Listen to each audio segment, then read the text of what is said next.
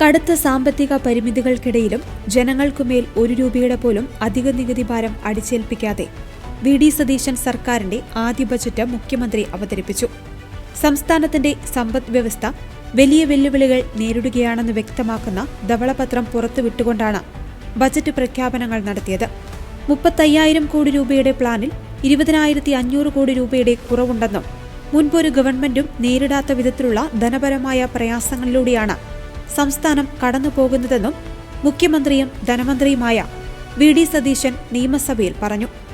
പരിമിതികൾക്കുള്ളിൽ നിന്നുകൊണ്ട് സമ്പദ് വ്യവസ്ഥയെ ഉത്തേജിപ്പിക്കുക, നിക്ഷേപങ്ങൾ ആകർഷിക്കുക, പുതിയ തൊഴിലവസരങ്ങൾ സൃഷ്ടിച്ച് ഖജനാവ് നിറയ്ക്കുക എന്നിവയാണ് ബജറ്റ് ലക്ഷ്യമിടുന്നത്.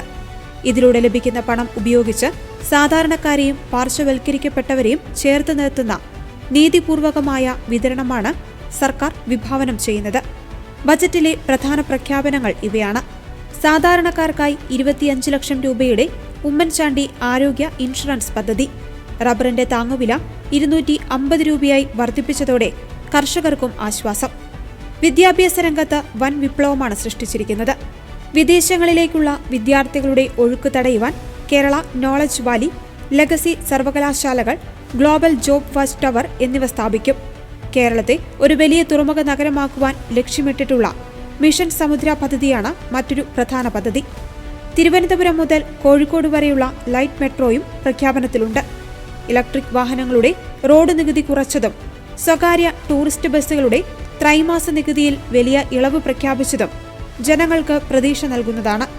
അതോടൊപ്പം സാധാരണക്കാർക്കായി വൺ കേരള കരുതൽ മിഷൻ, എൻഡോസൾഫാൻ ദുരിതബാധിതരെയും സർക്കാർ പൂർണ്ണമായി ഏറ്റെടുക്കും. മത്സ്യബന്ധന മേഖലയ്ക്ക് 400 കോടി രൂപയും നീക്കിവച്ചിട്ടുണ്ട്. വ്യവസായങ്ങൾക്കായി ഭൂപരിഷ്കരണം 2 ലാൻഡ് ബാങ്ക് പദ്ധതി പ്രഖ്യാപിച്ചിരിക്കുന്നത് പുതിയ സർക്കാരിന്റെ പുതിയുഗ യാത്രയാണ് സൂചിപ്പിക്കുന്നത്. അതോടൊപ്പം വിദ്യാഭ്യാസ മേഖലയിൽ സമഗ്ര സംഭാവനകൾ നൽകിയ വിശുദ്ധ ചാവറയച്ചന്റെ സ്മരണയ്ക്കായി 1 കോടി രൂപയും പ്രഖ്യാപിച്ചിട്ടുണ്ട്. ട്രഷറി വകുപ്പിന് 20 കോടി രൂപയാണ് ബജറ്റിൽ നീക്കിവച്ചിട്ടുള്ളത്. വി.ഡി. സതീശൻ സർക്കാരിന്റെ 2026 ബജറ്റ് കേവലമൊരു ജനപ്രിയ പ്രഖ്യാപന രേഖയല്ല, മറിച്ച് കടുത്ത സാമ്പത്തിക യാഥാർത്ഥ്യങ്ങളെ ദീർഘവീക്ഷണത്തോടെ നേരിടുവാൻ ശ്രമിക്കുന്ന ഒരു പ്രായോഗിക ബജറ്റായിട്ട് വേണം വിലയിരുത്തുവാൻ. 25 ലക്ഷം രൂപയുടെ ഉമ്മൻചാണ്ടി ആരോഗ്യ ഇൻഷുറൻസ് പദ്ധതി സാധാരണക്കാരുടെ ചികിത്സാ ചെലവുകൾക്ക് വലിയൊരു ആശ്വാസമാകും. കേരളത്തെ ഒരു ഹെൽത്ത് ടൂറിസം ഹബ്ബാക്കി മാറ്റുവാനുള്ള ദീർഘവീക്ഷണവും ഇതിനു പിന്നിലുണ്ട്. എൻഡോസൾഫാൻ ബാധിതരെ ഏറ്റെടുക്കുവാനുള്ള തീരുമാനം ഗവൺമെന്റിന്റെ മാനുഷിക മുഖം വ്യക്തമാക്കുന്നതാണ്. റബ്ബർ വില 250 രൂപയാക്കി ഉയർത്തിയത് പ്രതിസന്ധിയിലായ ലക്ഷക്കണക്കിന് കർഷകർക്ക് കച്ചിത്തുരുമ്പാകും. നഷ്ടത്തിലായ സ്വകാര്യ ടൂറിസ്റ്റ് ബസ് മേഖലയ്ക്ക് നികുതി ഇളവ് നൽകിയത് സാധാരണക്കാരുടെ പൊതുഗതാഗത സൗകര്യം നിലനിർത്തുവാൻ സഹായിക്കും. കേരളത്തിലെ യുവാക്കൾ ഉന്നത പഠനത്തിനായി കൂട്ടത്തോടെ വിദേശത്തേക്ക് പോകുന്നത് സംസ്ഥാനം നേരിടുന്ന വലിയൊരു പ്രതിസന്ധിയാണ്. ഇതിനെ തടയുവാൻ അന്താരാഷ്ട്ര നിലവാരമുള്ള നോളജ് വാലിയും ലെഗസി സർവകലാശാലകളും വിഭാവനം ചെയ്തത് ശരിയായ ദിശയിലുള്ള ചുവടുവെപ്പാണ്. ഇലക്ട്രിക് വാഹനങ്ങളുടെ നികുതി കുറച്ചതുവഴി പരിസ്ഥിതി സൗഹൃദ ഗതാഗതത്തെ പ്രോത്സാഹിപ്പിക്കുന്നു.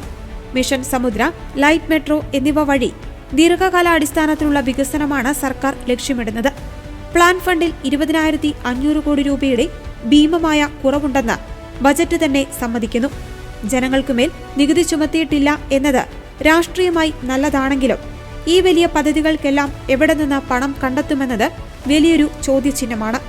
കേരളത്തിൽ പ്രായമായവരുടെ എണ്ണം കൂടുന്നതിനെക്കുറിച്ച് പഠനം നടത്തുമെന്ന് ബജറ്റിൽ പറയുന്നുണ്ട്.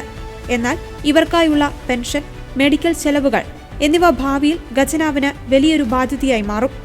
അതേസമയം ഇതിനെ പെട്ടെന്ന് മറികടക്കുവാനുള്ള ഹ്രസ്വകാല പദ്ധതികൾ ബജറ്റിൽ കുറവാണ്. വി.ഡി. സതീശൻ സർക്കാരിന്റെ 2026 ബജറ്റ് വളരെ നല്ലൊരു തുടക്കമാണ്. കടുത്ത ധനപ്രതിസന്ധികൾക്കിടയിലും നികുതി കൂട്ടി ജനങ്ങളെ ബുദ്ധിമുട്ടിക്കാതെ വികസനവും സാമൂഹിക സുരക്ഷയും ഒരുമിച്ച് കൊണ്ടുപോകുവാൻ ബജറ്റിന് സാധിച്ചിട്ടുണ്ട്. വൻകിട പ്രഖ്യാപനങ്ങൾ വെറും കടലാസ് പദ്ധതികളായി ഒതുങ്ങാതെ സമയബന്ധിതമായി നിക്ഷേപങ്ങൾ ആകർഷിച്ച് നടപ്പിലാക്കുവാൻ കഴിഞ്ഞാൽ ഈ ബജറ്റ് കേരളത്തിന്റെ സമ്പദ് വ്യവസ്ഥയെ ഒരു പുതിയ യുഗത്തിലേക്ക് നയിക്കുമെന്നതിൽ സംശയമില്ല.